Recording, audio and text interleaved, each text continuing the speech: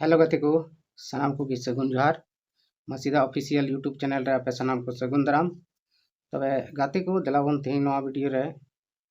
सीता सोरेन ची ए मेन कदा मैया सम्मान योजना बखराते और झारखंड सरकार बखराते ची को भाषण कदा ओना वीडियो क्लिप कटी मारांग बन नेला और अब बन हुदिस गांडोना जे बोले सीता सोरेन और JMM ते रुआड़ हजुआय से बीजेपी रे तहन आदो गति को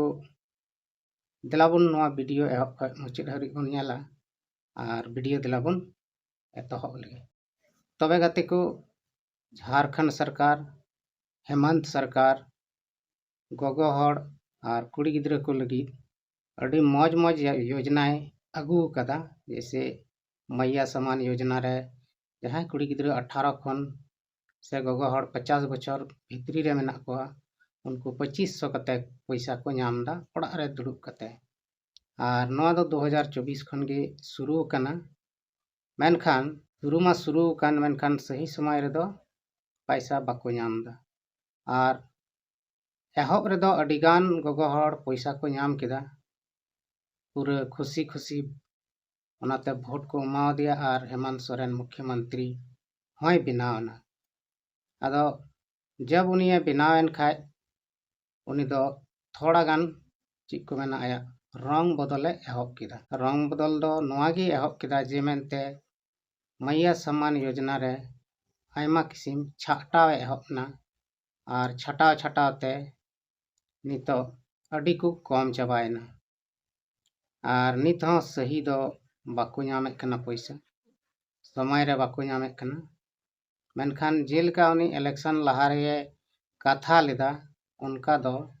बांगे दाड़िया कना और होई दाड़िया से पाए दाड़िया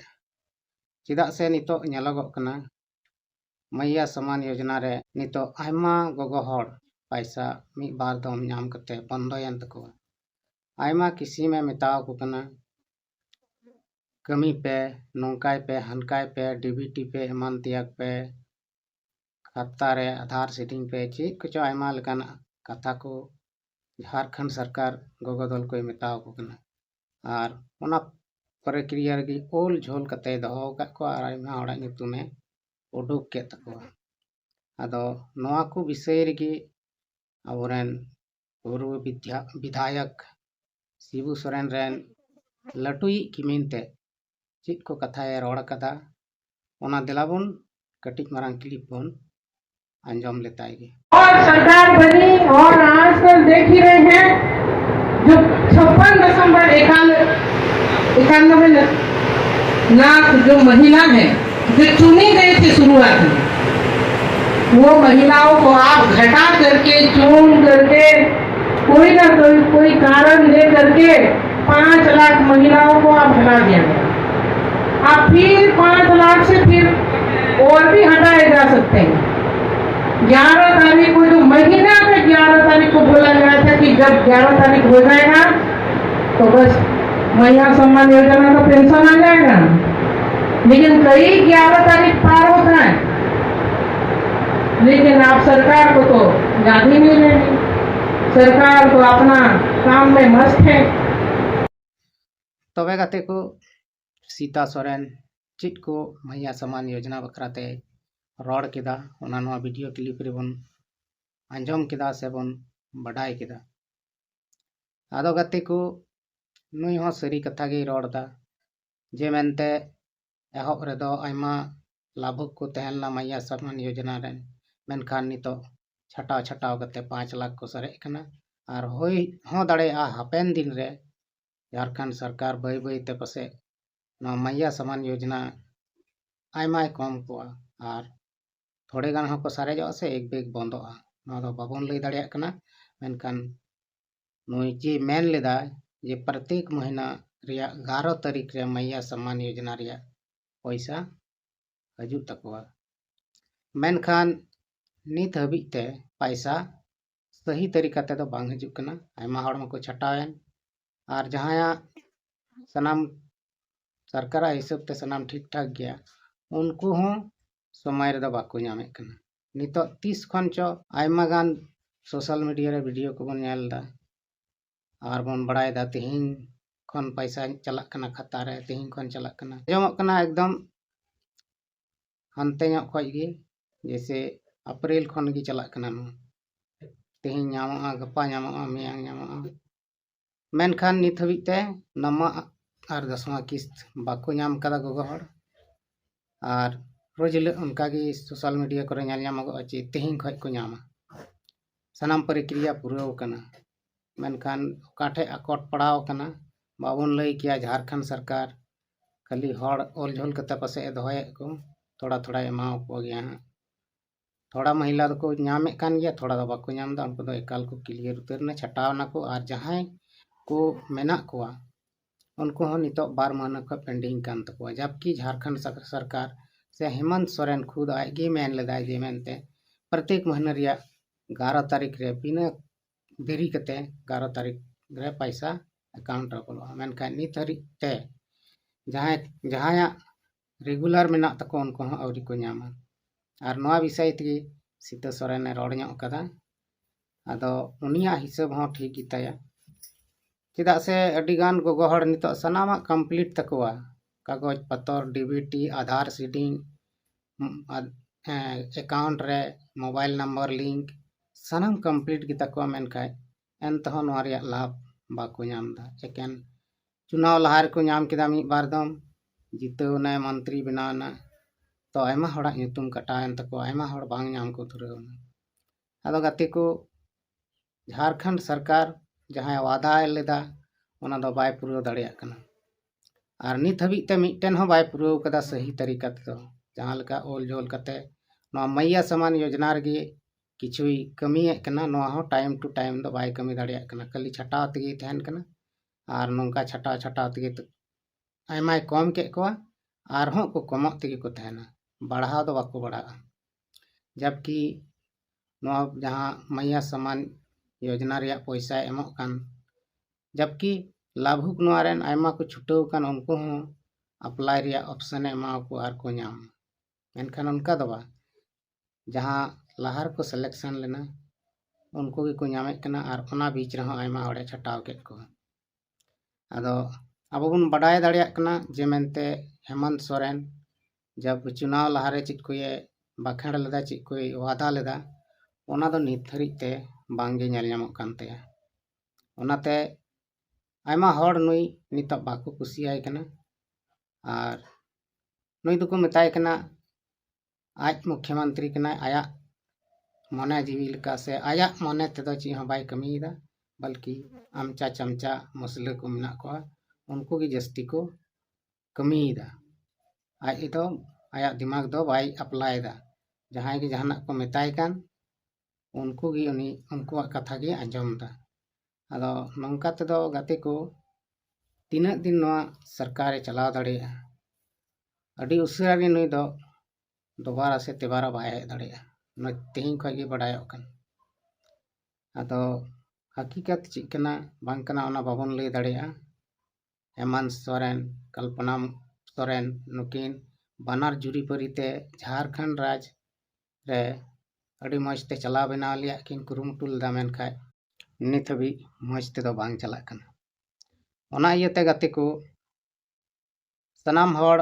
आबो बन कुरुमुटुया भाले सरकार बन बनाव को और नितो हेमंत सोरेन हो ध्यान एमो होते जे इन अपना राज रेन हड़ को चिलकाइन दहो को चिलकाइन चला बनाव को चिलका रोजगारी माव को विशेष कते रोजगार नौकरी में तो बाय एम दाड़िया कान आयमा ढेर वैकेंसी खाली मेना एनतह नौकरी बाय उडुकदा और जहां परीक्षा को ऑल का उनको रिजल्ट हम बाय उडुकदा अदा ची मेन कते बाय उडुकदा ची मकसद में ते नवा दो अब को बाबन लई दाड़िया कना मेनखान नई दो नवा को कमी रे ध्यान मो जरूर कानते चेदा जे चुनाव लहारे उन्हें वादाव का तेना जुआन को सावते जे रोजगार मा पिया नौकरी मा पिया मेनखान नित हबिते ओका गे बांग ñel ñamok कानते तो गाते को नौका तेदो नुया चाल चलन तेगे बुझेक कना जे मेनते नुई दो अगला चुनाव रे दो निश्चित हरा गया आदो अकयटा बेस को हजुक कना कयटा मुख्यमंत्री बन बनावया बेसी नोआ को अब पब्लिक रेगे मेना और दिग्गज नेता को मेनगो कान उनको झारखंड मुक्ति मोर्चा रेन को चलावना हने बीजेपी को से चंपाई सोरेन मा नितो अडी मारांग धर्म गुरुई लेखा कान ओनाते उनिया मा ईसाई हड़ विदिन हड़ बकराते पूरे रड़े कना ईसाई हड़ बकराते पूरे बड़ी बड़ी रड़े कना आदो चंपाई सोरेन हाँ सही दो बाय कमीदा से सही दो बाय रड़ता और जी रस्के कते बीजेपी रे चलाव कना जे आस कते चलालना ना हो उनी दो बाय नाम सीता सोरेन हाँ वही हाल के मेनाया उनी हाँ विपक्ष रे मेनाया ओनाते हाना नवा रड़ बड़ाय कना आदो नोंका लेकाते अबुवारेन सरकार जहां मेनदा अबुवा दिसम अबुवा राज अबुरेन सरकार सनाम अबुवा कान गया मेनखान अबु लेका दो उकुर चला कना अबु रेंगे ओरे हड़ ओकारे सपोर्ट एमाबन कना बांदो रोजगार एमक कना बांदो नौकरी एमक कना बांदो जहान बिजनेस लगी नहाय नवा को ध्यान एम दरकार सरकार को और विपक्ष को नवा को जेमन को रड़ सदर चिलका चला कना बांग चला कना ओना को बखराते विपक्ष रड़ जरूर कान तको आदो गाते को तेहें सीता सोरेन आयमा दिन बाद दुनिया वीडियो और हुई अगू का तबना नवा नेल कते आपे चीज लेका पे बुझाव नाम के तबना कमेंट बॉक्स रे जरूर पे लई तबना जे सीता सोरेन बेसे मेनदा से बड़ी एमेंदा नवा को बखराते अब जतो हड़ की बराय जरूर कान तबना चेदा से झारखंड मुक्ति मोर्चा अलग कते अडी रस्क सला शिबू सोरेने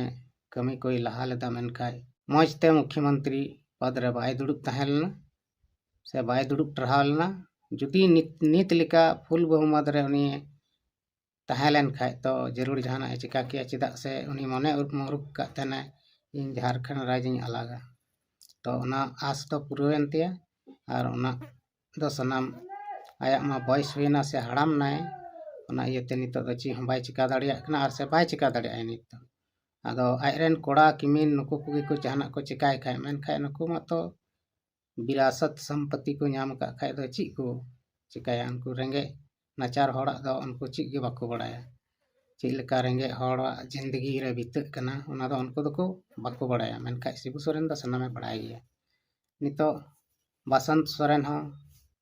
ची हाँ आया क्षेत्र रे विकास रिया बाय कमी कना दुड़ुब कना खाली विधायक कना आदो नवा दो नुकु को जीतक कना शिबू सोरेना कठिन परिश्रम तहलन तया झारखंड रे ओनाते उनिया उमुल तेगी नितो नुकु हमेशा को जीतव चला कना और नोंकाते नुकु दो पूरा रस्क रे हना मेनखान हड़ जुदी को बुझ नाम लेखाय से को उल्टो लेनखान से आरहों मिटन नोंकान दिग्गज नेता से पार्टी उडुक लेनखाय तबे दो नुकुआ दो सनाम रोजी रोटी चला चाबा उतरो तको बंदो उतरो तको आदो ओना इयते विशेष कते हेमंत सरकारिन मेताय कना ही हो जे चित त्रुटि हिना तको ओना जहां को सुधर का तको खान ओना को सुधर के खान उनको दो पैसा कुल को जरूर कना मेनखान बाय कुल दा आदो नोंका तो ठीक तो बांग हियो कना आदो ओना तेगे आटी जगह रे नितो हेमंत सोरेन को विरोधाय कना उनी बाकू कुसियाय कना आदो दलाबुन तेहिं सीता सोरेना कथा को अंजम कते चिल का बन बुझाव नाम केदा आपे कमेंट बॉक्स रे लई तबन पे और वीडियो मौज पे अटकल खाय नवा दो लाइक शेयर तबन पे आदो मा अंडे खान तिहिया वीडियो रे दो इनका गे और नेक्स्ट वीडियो रे बन पाम कना सनाम को गे इन सेन ख मुचे जोहार।